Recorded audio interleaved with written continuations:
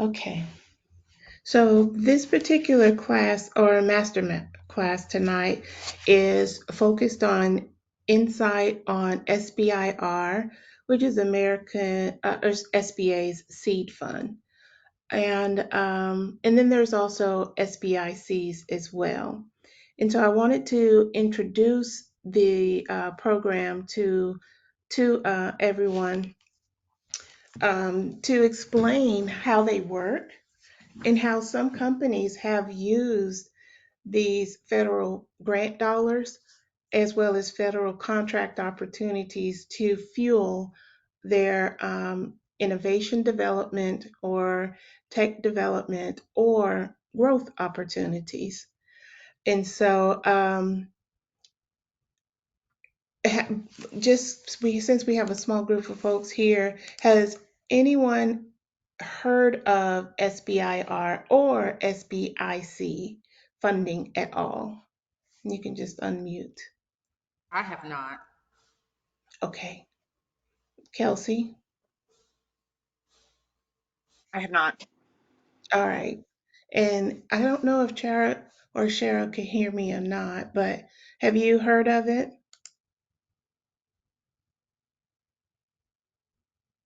Okay.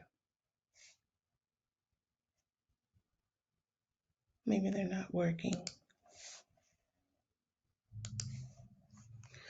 Okay, so they can chime back in if in case they left. So let me go ahead and just share. So American Seed Funds and the has always had a fund that was dedicated to entrepreneurial innovation. And for the most part, they fund and support and provide resources to mostly innovative tech businesses, but not solely to tech businesses. These funds are definitely related to businesses that may have scalable on a large scale new business concepts that include research and development, high tech innovation, and for businesses that have the ability to serve millions of customers. There have been some very interesting businesses in the past that have been able to access the funds. Okay, great. You rejoined Chara or Shara. Can you hear now? I can. I'm sorry. Sorry. I saw things going on the screen, but I couldn't hear anything. Okay, okay, wonderful. You're in there now. Well, welcome, welcome. All Thank you. right, you're welcome. So I was just diving into getting into the SBIR and STTR programs. So just to recap, these funds and resources are dedicated to businesses that have scalability, national and or international scalability.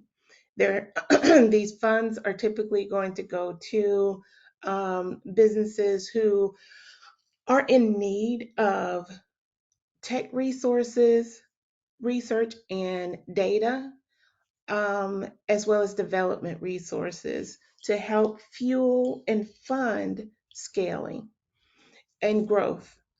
And so these are open to all businesses.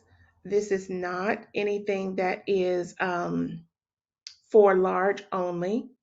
But one of the things I wanted to point out is that examples of companies that have used SBIC and SBIR funding in the past are examples of FedEx when they first started, Starbucks when they were just beginning, Whole Foods as well is another example. And then there are many, many multiple tech companies that have used this type of funding in the past. And so it is, again, available to small businesses, and it really is a viable source. Now, it is complicated to access these funds, it's possible. And so let me start with what is SBIR. SBIR is a fund that is managed and powered by SBA, Small Business Administration. Many do not know that the SBA has the ability to invest in innovation in tech in small businesses, but they do through this fund. It is the Small Business Innovation Research, and then there's a sister fund called the Small Business Technology Transfer. And how it works is typically a business that has a viable business concept and or tech business that has the ability to scale and grow internationally and domestically can apply for a research grant. And that application is the entree into a group or committee or department that, if accepted, can help you build out your tech or your innovation, as well as develop and provide data and research once you're connected with an internal source inside of SBIR.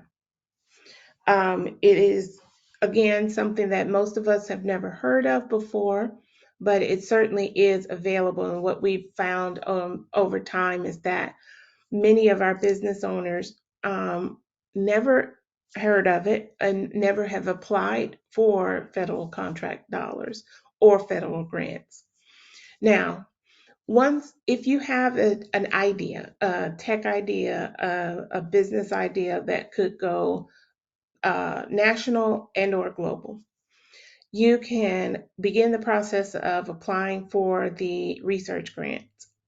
And then when that idea is built, tested, and ready to launch or scale, what happens is you can apply to transfer and have that potential technology considered to be used by, meaning paid for, by a government agency.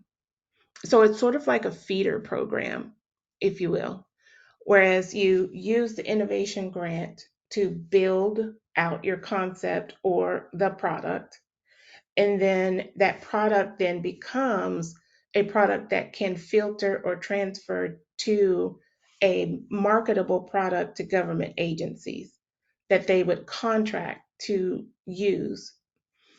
So hopefully that makes sense so far. That's what the STTR stands for. Okay, so that, does that make sense? Yes. Okay, excellent. So there are phases to this, okay, as I was just explaining. So the objective of phase one is to establish technical merit, feasibility, and commercial potential of the proposed research and development efforts, and to determine the quality and performance of the small business awardee. So what that means is what I was explaining, that if you, when you apply for this grant for whatever technology or business concept or idea or research that you are needing assistance with, you apply and go through that process. And if you are awarded, you could potentially be awarded anywhere from $50 to $250,000 for 6 months or a year, meaning through STTR for the testing and usage of that concept or product that comes from the first 6 months. And so part of the requirement here for the initial first phase of funding for the first 6 months to a year is you have to have a match of some sort. And it could be a cash match for the award or from another source, or it could be an in-kind match. And all of that is explained and written in the grant application that you submit for SBIR. So it's not you don't you yes, it is free money, but you do have to have a secondary source as well to qualify initially. Um, and it has to be accepted. Your idea, your concept, your whatever it is that you're proposing for assistance for research and development has to be accepted and then awarded. So that's phase one. Phase two, the objective of phase two is to continue the research and development efforts initiated in phase one. So it's sort of like phase one, you have to present your case for your product or concept and why there's a need, and bring to the table a match and be accepted, so to speak, in order for you to get the department's help. And so that what that help looks like is once you're accepted, they can connect you with an internal government agency that could provide the best and most resources to help you build out your idea. So it's not necessarily SBIR providing internal resources to help you build. They connect you to the right department, government, federal government department that will help provide resources, data, information to help you build out that concept or product. Okay. And then from there, it is the hope that if it makes sense, that you can continue into phase two for a larger grant for a longer period of time. And phase two awards are generally $750,000 for 2 years. Now, as you can imagine, with this being federal funding and large amounts or significant, these are highly competitive. There's a lot of companies that do this for a living. They write grants, they create ideas, they innovate, they use these dollars for the initial R&D and for the initial beta testing. They sell them to government agencies or sell the product or license the product, and then they keep building more. And because they know the process, they know the system, they continue to access these federal dollars to help build out their prototypes and their ideas and access the data and research that the federal government has to build it out. And so, if you're new to this, you're competing with those who may have been doing this for years. But there's a deficient or insufficient amount of women owned, minority owned, veteran owned businesses that access these funds and use the resources that are available. Now, is this for every type of business? No. There's certain types of businesses where these funds make sense. So you'll want to do that research. You certainly can schedule a meeting with the SBIR, STTR teams and managers to ask your questions to understand, is this a fit for your industry and business type or for your product that you may be developing before going through that tedious process of applying. Okay.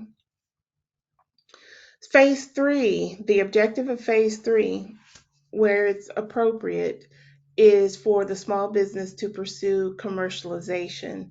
This is where you've done the research, you've built the product or service or concept, you've tested it, you have worked with your internal agents, and now you're ready to commercialize, meaning make it available to the public to sell.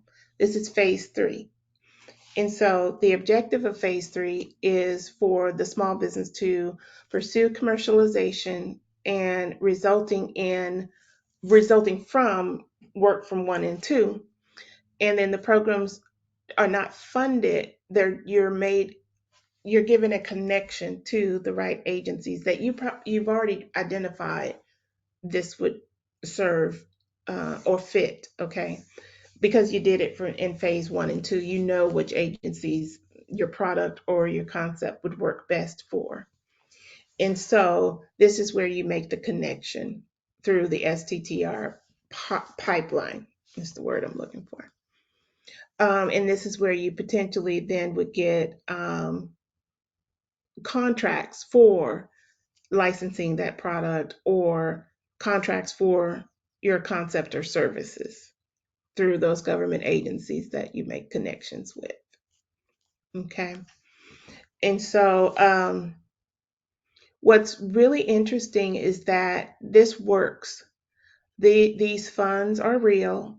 However, on the back end operationally for your small business, you can be small, but one of the things you have to have anytime you're dealing with the federal government is you have to have appropriate accounting. Someone who has direct experience in SBIR accounting or federal grant or government contract accounting. Because when you receive these funds, you are responsible for reporting on a regular, consistent basis, or you'll lose your funds in your place, and audits of your business and the financials. It's very serious. Um, and it's important that you do have proper accountant or accounting firm that knows what they're doing when it comes to federal grants and funds. Okay, can't just have a regular someone, because there's a way to manage federal dollars and also your match dollars or in kind that you may receive from your second or third party. Okay. So I wanted to make sure that I point that out. Um, One other thing that is really important to really hit home how much money is out there that sometimes doesn't go allocated. It can exceed each year, because these funds are allocated, $100 million, and they are required to allocate 3.2% of those funds for research and development to fund small businesses. That's a lot of money. And often they do not disperse all of the funds each year because there aren't enough small businesses that apply or go through that rigorous process. So it's a lot of government funding. It can be contract or grant dollars. Typically, phase one is going to be grant dollars. And again, you have to have a match for that phase one. And then you make it and you make it to phase two, you potentially could be awarded a 2 year grant for $750,000 to continue to build out your concept or your product. Okay. Let's see here.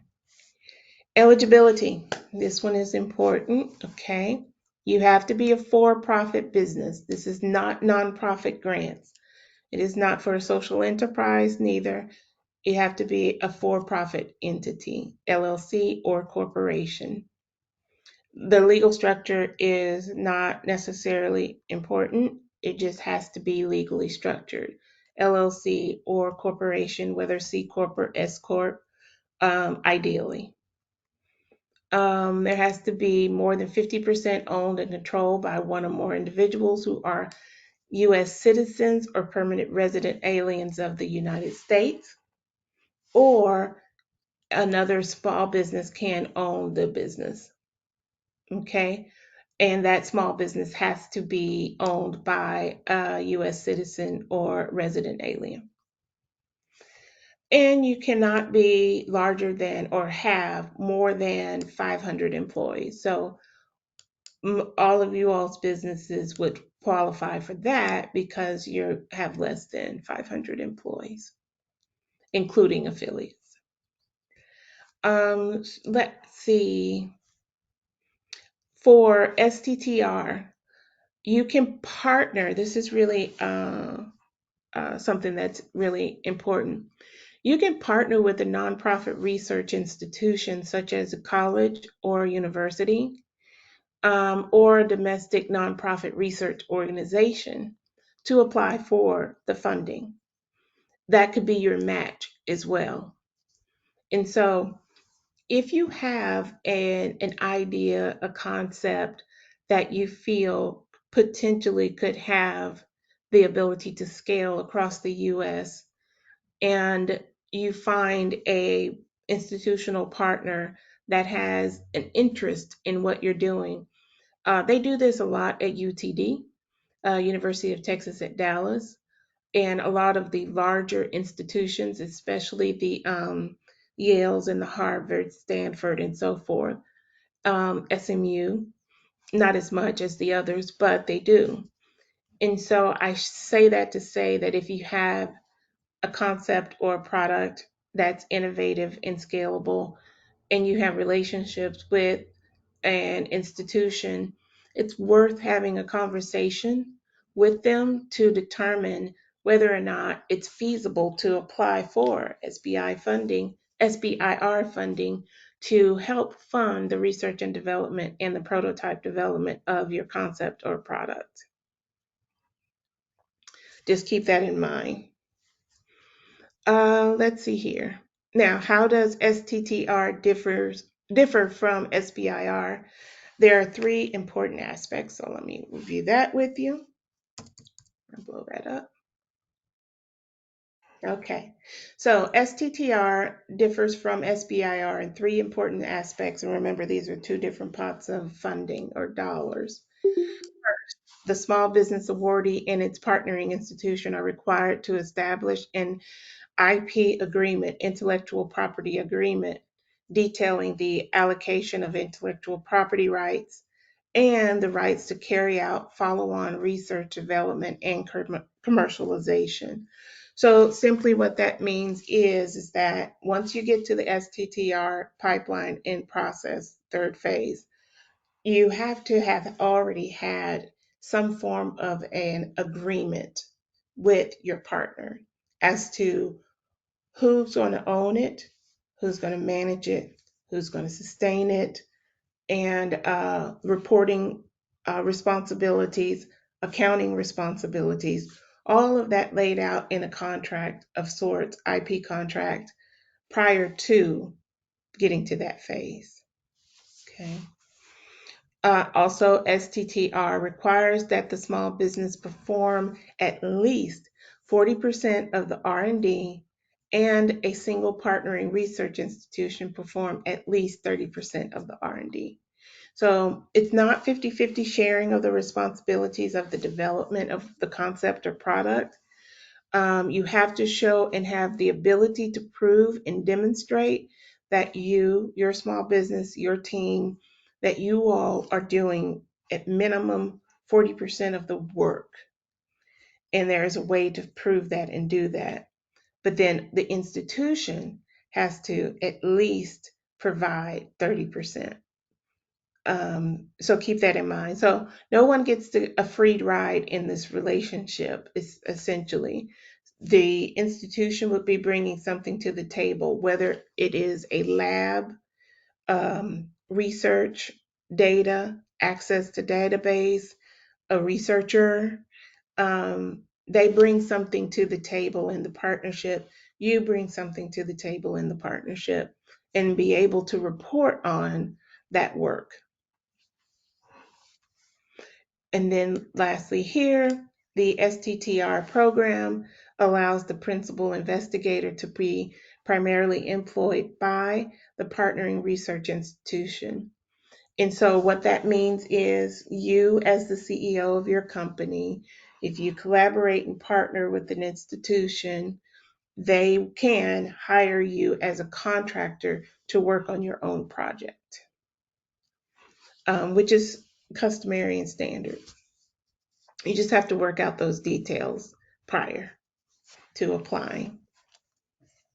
I've seen this happen before. There was a doctor who worked in epidemiology for public health in Fort Worth. He also owned a research and development company. And I want to say about 8 years ago, that's from my memory, he and his team built a research platform of some sort that he used SBIR and STTR program dollars or funding and partnered with a university. And they did extremely well and sold for millions the product that came from that work. And so I know that person personally. So I know that it works. I know that it took years for them to develop, but at the end of the day, they were able to commercialize what they created and use the government funding to help support the development and design and testing of their product. So keep that in mind that it's very doable and real. Doesn't always have to have tech involved, but typically these funds usually will go to scalable, innovative tech ideas. But there are many things that are happening in uh, the areas of commodities, water, land preservation. Um, what else? A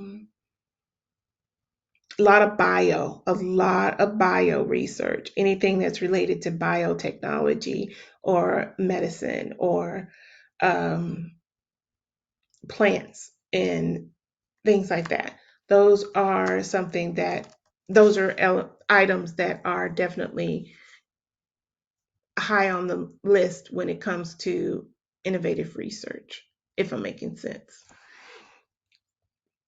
All right. And so, how do you do it?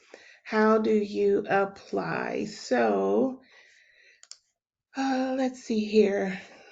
Find that link real quick. Okay, this is the presentation. Here's some additional examples of companies that have used SBIR funding. Some of them you may recognize. Sonicare, the electric toothbrush, they were a recipient and probably still are of SBIR funding.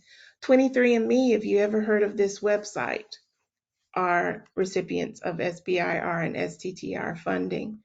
Symantec, this should probably be very well known to you. This was the security company that we all used to use a lot to protect our computers. They were recipients. Qualcomm, who was telecommunication. This was a surgical instrument company. And then Biogen. Can't say I know much about Biogen, so I'm not even going to pretend. But that's another company, success stories, many, many more of them. So let's see, I want to show you how. So this is interesting. I did not share this. So I said that there's $100 million allocated. That's per year.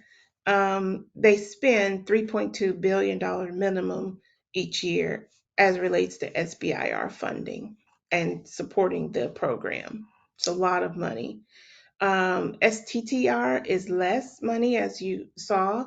It's $450 million spend each year, but it's about $1 billion. Their budget is about $1 billion. It's a lot of money. All righty, so let me find this information. Okay, so here's some additional information to help bring it home. These are examples of participating government agencies, which I'm sure you're all familiar with.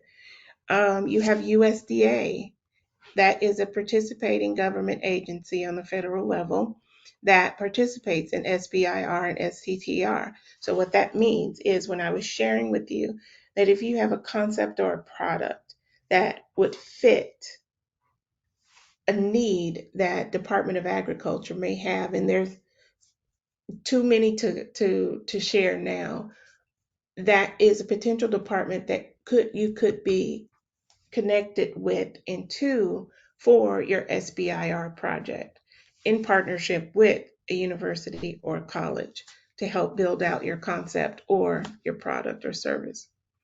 Department of Commerce, Department of Defense. As you can imagine, the big defense companies, they are not, they are, how do I say, they are, they use SBIR and STTR funding constantly. They know this system, they know this process. So many of their, put it this way, if you ever saw the robot guy, good gosh, why can't I remember the name of the movie with Robert Downey Jr.? I do that every time. Talking about Iron Man? Yes, thank you. My old mind, the Iron Man. That's a perfect example of a corporation that uses federal funding to create innovative products, and then the Department of Defense commercializes and buys it or licenses it, and they make billions and billions of dollars. That's an example of what I'm speaking of. So, great example, Iron Man. um, Department of Education is another that is constantly looking for innovation in the space of education. I wonder if Terrence is on this call. Is he on here? Oh, the one he needed to be on. Well, that's okay. Let me go back to where I was. Okay. Department of Energy, Health and Human Services, Homeland Security, Department of Transportation, EPA, NASA, and National Science Foundation. All of them are participating agencies. All of them are looking for innovative products, concepts, and services. And you can use these funding to build it out and build relationships with those departments. It's very interesting. It's tedious. It is not a simple undertaking by any means, but could be very viable depending on your business type. Okay. So this is just an example of how much budget these departments have for SBIR and STTR. Look at the largest one, okay? You can imagine why. $1.8 billion dollars Department of Defense for SBI funding. That's from 2019. It's bigger than that now. But you can find this information. It's public information. It's available for you to find. You can find out what's been funded historically in the past, what type of innovation tools, products, services, that have and concepts that have been funded. You can see all of that because all federal information is public information. The green represents grant dollars that were awarded to small businesses. Blue are the contracts that were awarded. And look at that, $1.8 billion in contracts to small businesses that filtered through SBIR. Again, there are contracting agencies, these two up here, NASA and DoD, and then there are granting agencies, these HHS, DOE, NSF, and so forth. Okay, so you just, once you dive into this and really study and understand how it works and who does what, you can determine whether or not this is a feasible source of funding to support growth if it makes sense for your type of business.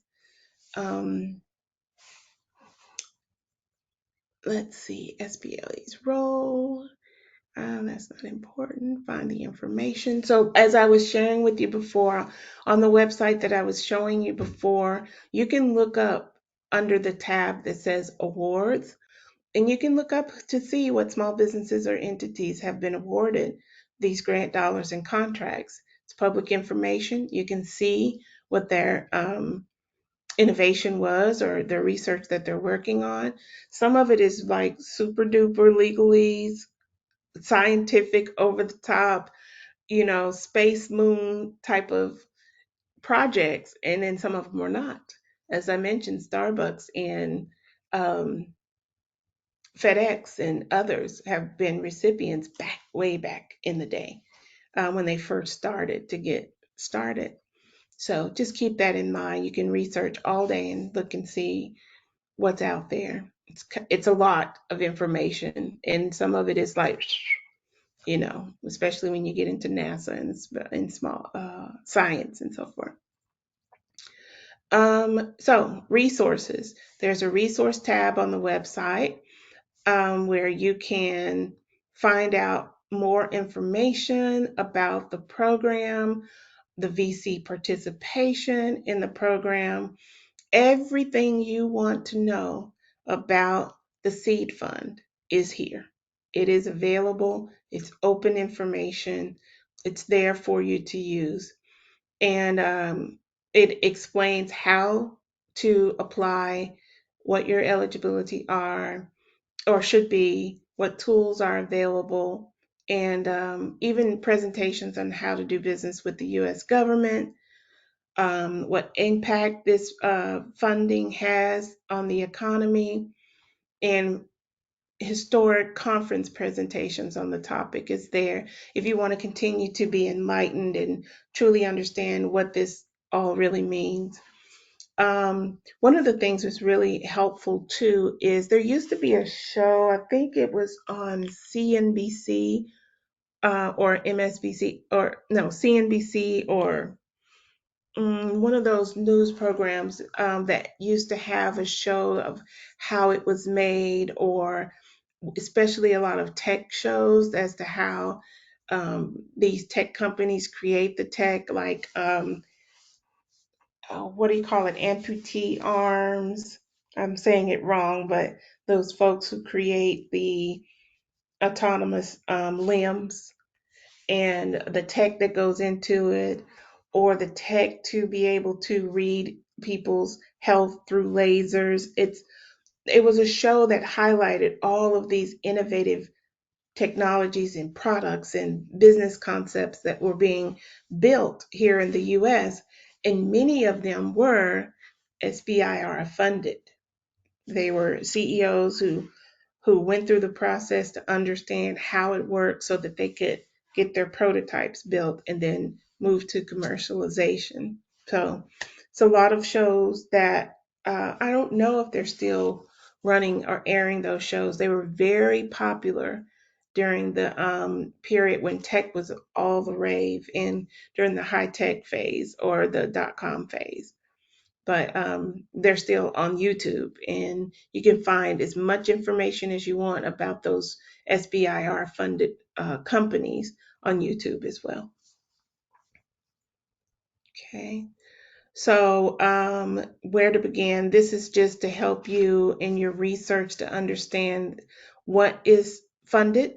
So, there's a funding search field that's here for topic search, and while you're going through the process to see if there's something that potentially could be fundable in your business model. So, keep that in mind. All of that information is searchable here. All right, and that's just keyword searches on awards. Um, so our local, just so that you know, our local resource, SBA resource in Texas is called PTAC. PTAC is called right here. You see it's called Procurement Technical Assistance Center. And I talked about them in a previous mastermind. But there's an office, if my memory serves, in Arlington, a PTAC office in Arlington. They are there to help small businesses navigate and understand the SBIR funding. You can schedule an appointment with them, ask as many questions as you like, and they won't do or complete your application for you, but they will help you understand how to apply and what you need, what type of infrastructure you need to be an awarded SBIR small business. So PTAC, and you can just type that into Google. And then, of course, we have our Small Business Development Center, which is right at the Bill J. Priest Institute. We have, I think, 42 counties that have SBDCs in North Texas. And so they're readily available, and you can schedule an appointment with them to gain information on the same. navigating the process to apply for SBI funding if it makes sense for your business. There are not very many small business or SBA growth accelerators in North Texas. I can't, and I've been in this in 21 years. I can't say I know of one. I just know that we have PTAC and SBDC. Okay. All right. So that's a link there where you can look up local resources. And let's see, make sure I don't miss anything. That's just the Accelerator Awards, which we don't have one here that I know of in North Texas. Okay. All right. And so that's that. There is a course that is available on Dawn Breaker or dawnbreaker.com website that helps you understand the process of applying, and another course on assisting first time awardees as well. You can always check that out. It's typically more focused on the target, excuse me, on SBDCs and accelerators and SBA district office, but doesn't hurt for you to understand what they know as well by watching those presentations. So the most important thing, because we started late, I apologize. I went through kind of fast, but what's really most important is for you to understand that the funding exists. It's billions of dollars. It potentially could be useful for a concept, technology, or product that is scalable across the US or globally. These are funds to help you build. So it's you don't have to have this built before applying. Typically, they want you not to have it built so that their resources can be used to help you to build it. So keep that in mind. The application can be daunting, so you want to use a local resource to help you navigate that process. And you also want to make sure that you have enough internal resources to support the admin work on the back end, the accounting and being prepared for audits, and making sure that you're ready to work with some form of a partner or institution, um, so that you have your match to qualify. Um, Alrighty, so I will open it up for questions at this time. Let me stop my share.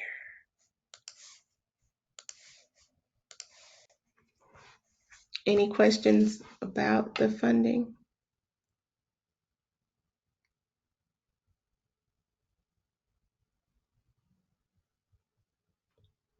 No?